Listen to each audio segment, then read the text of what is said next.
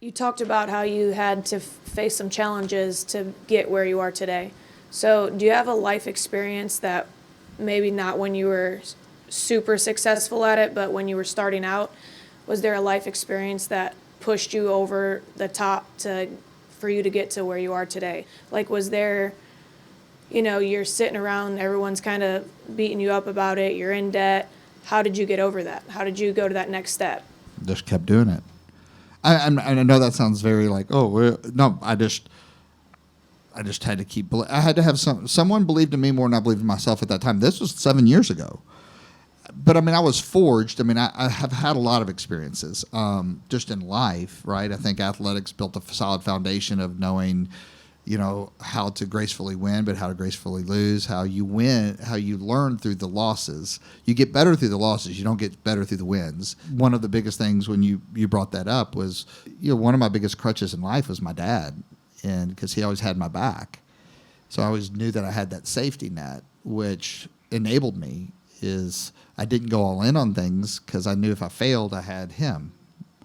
And when I really became a man was when him and I got in, an argument, a disagreement, and screw you, I ain't never fucking talking to him again. And my dad was my hero. I didn't talk to him for 2 years, and I was broke, didn't have a car, didn't know how I was going to do it, but I just knew I was going to do it. I just had this unwavering faith or belief, and that you have to build that. That comes internal. That's work on yourself, but you get to choose what you believe. I made the choice. I was going to figure it out. And I did. In those 2 years, that's when I truly believed that I became a man, that I learned to fly.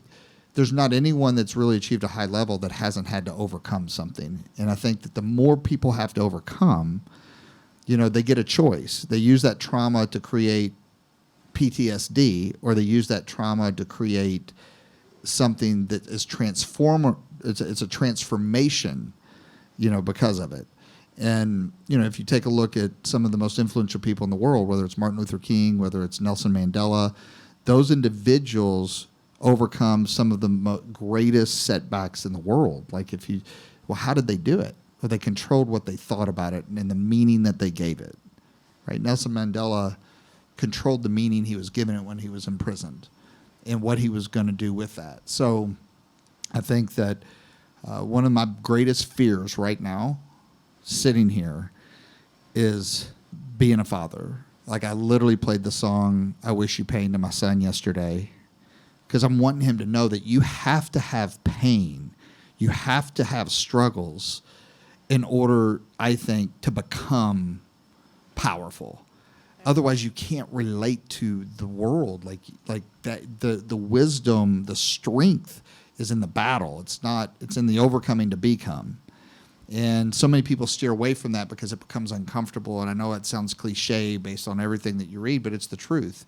And there's not one person in here that's not going through a fight right now today. I don't care what it looks like. Every single person in here is going through something. They are. You're going through something. I don't know what it is. You might be going through a lot of shit. And I think the ability just to know that you were born to be great, you were destined for greatness, you have the choice to choose. And I can tell you, the people that have the most scars, they're not broken. It's wounds. They probably have the most to offer other people. And once you realize that, then, there's a level of confidence when you're going through something. You're going to get on the other side. But, how do you thrive? You thrive by realizing surviving those things gives you the ability to thrive, right, and to grow. But when you stop and you let that define you, then you don't move forward. And I could have. But what happens is when you start forging this confidence and this self-reliance and this ability to have faith and not be concerned that the perception that people are having around you, that's the number one thing I think that I didn't understand in my 20s and maybe even 30s is I thought, I was more worried about what other people thought about me than just being me. And the reality of it is that they're too busy worrying about themselves. Most people you think are thinking about you, they're not fucking thinking about you. And if they're gossiping about you, it's because they're jealous of something or they're using it for their own self-entitlement, but that won't last very long. I'm still overcoming things right now as we sit here. And I know that I'm going to get stronger because of it. Doesn't mean it's not fucking hell. Doesn't mean it doesn't hurt. Doesn't mean that it's not a struggle. I mean, shit, that would be a lie. It doesn't mean that there's not doubt. If there's anyone in here that says that they haven't doubted themselves or doubted what they're doing at some point, they're a fucking liar. I wouldn't even spend time with them. You know, and some of these fucking gurus, I know them all. Like, I know I'm 1 degree separation from everyone you see that's a guru on the internet. And I just think half of them are so full of shit, they've gotten into buying into their own bullshit. Like, if they get down to the real story is the most powerful. Because I know for a fact that you can't ultimately thrive in any business as an entrepreneur unless you learn who you are and you have the right mindset and you have the right heart set. And you have to grow yourself first. And as you grow, so will everything else. You know, as you grow, your pocketbook will grow. Why? Because as you grow, you have more to offer, more to give, and the ability to give it. Like, everyone has a lot to give, but sometimes we don't have the ability to give it, and you can't give what you don't have. Well, if you don't have the awareness that you have something to give, how can you give anything to the world or to someone else, right? Or give it to yourself. For some of us, we just need to give ourselves the grace to be able to wake up every day and go do something productive. That's the reality. Half this room is probably in a chronic state, I'm just saying this based on statistics, of hypnotic depression. They're just going through the fucking routine of surviving. And then that becomes miserable. Just does. And if I can jolt one of you, I cuss normally, so that's who I am. But sometimes we need to fucking wake up. Like, shake the shit out of yourself and be like, what? And then once you become awake, then you can stand up for what you want, what you want to believe in, and start moving towards it. Because it's going to happen. Life is going to get a hold of you. And the minute that you have something fucking figured out, life's going to throw something else at you. And you're like, holy shit. But it won't ever give you something that you don't have the ability to get through and to overcome. You know, and sometimes we need a tribe to help us with that. So be careful of the tribe. Be careful of the people you're hanging around. Be careful of your environment. You know, all those things affect how you operate. I think it's powerful to hear somebody so successful, though, admit that they've had to overcome a lot to get to where they are, and that it wasn't just, you know, you snapped your fingers and boom, you got the coolest cars out there I've ever seen. So your answer was actually extremely powerful, and I feel like for me, where I came from and where I'm at today and where I want to go, it's just like a lot of insight to, like, we all start at the same place. I would even say, I'm going to be careful with how I word this, but I do believe this. I believe the people that have to overcome the most end up becoming the most successful. That's why my biggest fear is how I'm raising my kids. Like, what the fuck am I doing to them? Like, they never, like, they have flown commercial, but they didn't remember it.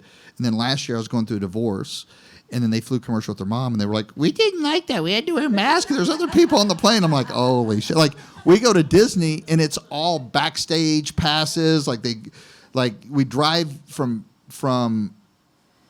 park to park and go in the back. We go backstage, and then we go to the front of every line. We have a tour guide. And I'm like, can you imagine when they get to the teenagers and they go with their friends' family, and they have to wait in like an hour and a half line? I mean, they are going to be like, fuck this. Like, you know, but my point is like, so how do I instill this level of work ethic in them that was instilled in me, and learning where it comes from, and learning that, you know, I've talked about this several times lately. When I interviewed Kevin Hart, we had similar stories.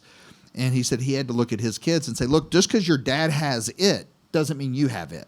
You know, whatever it has, when you see someone with it, you see someone that's overcome a lot. They put a lot into it. And he said, just because your dad has it, you get to live because dad had it. But you got to go develop your own it, is what he told his kids. And his it was, you know, going from Philly to New York and waiting outside the comedy club for 6 hours to get in just to watch, you know, Eddie Murphy to learn. The X's and the O's are easy to teach, right? But it's what's inside someone's heart that counts. And they haven't made a device known to man to measure what's in somebody's heart. Only you know it, but you know it's fucking great. And here's how you know it's great. I've said this over and over. Because when you see something that gives you chills, whether it's, you know, Carrie Shrug going up for, you know, in the Olympics back in the 90s, and, you know, she hobbles her leg and they needed to have her score to win, and they said she could break her leg and they thought she was out, and United States were lost. She gets up and she goes and does it again and hits a perfect 10 and then just fucking collapses. Literally and everyone went fucking nuts. They didn't go nuts because of the 10. They went nuts because they saw greatness. They saw someone with heart that was willing to overcome against all the odds to do it. And when we see that and we feel that, you can't feel it unless it's in you. And it's different for everyone. It's different for everyone, but you hear people talk about your passion. Well, how do I find my passion? Whatever lights you the fuck up. Like whatever lights you up that makes you just want to go and be yourself, that is your passion. My passion just came because I realized along this course of my life that I get more out of becoming more of who I am and learning from all my mistakes, right? Learning from, my business mistakes, to not being a great husband, to doing whatever. Like I learned from that shit and I'm proud of it. And it makes me who I am. But when I give it back, I realize that I'm also relating to other people. And so if I can touch one person, that's the most fulfilling thing. It's like a drug for me. It's more important than any of the cars I'm not attached to anything. I'm not attached to one single thing material-wise. I'm just not. I like them. I mean, I'm almost like, when I get depressed, I buy cars. I used to buy shoes, so if I'm buying a lot of cars, fucking Brian's going through something. It's my escape. But it's, but I don't buy the cars to show off or on social media. It's just something that I like doing, right? But that I'm not attached to any of those things. That doesn't make me who I am. I think money's really important. And for those that say it's not, we'll hand it over. But money doesn't make you who you are. Right? Money doesn't make the man the man. The man makes the money. And I think that it's so important that, but I'd rather have it than not. I've been with it and without it, right? So I wanted to be able to take my passion and something I believed in that I could do and be able to get rewarded financially for it, but at the same time be fulfilled. I mean, I looked into preaching back 20 years ago when I had a business project go south. I was like, do I really want to do this stuff anymore? Like network marketing? Because emotionally, you put your hopes on the line, and when that goes down, man, it hurts. But like, what are you going to do? Not risk it again? Like, it's like love. Like, I mean, could you imagine like trying to protect your heart for your entire life? Like, heartache's one of the worst things in the world. But like, going through life and dying without ever opening up and like just risking it, like, could you imagine? I can't imagine that. Like, that to me is death. That is miserable. That's jail. The truth is undefeated. It's just a lot of times we don't want to identify our own truths. So this business is so much more than a business, because I believe if you put all of it, if you go all in and you put everything that you have into it, that investment that you make into it, you're going to get back 10 times what you put into it.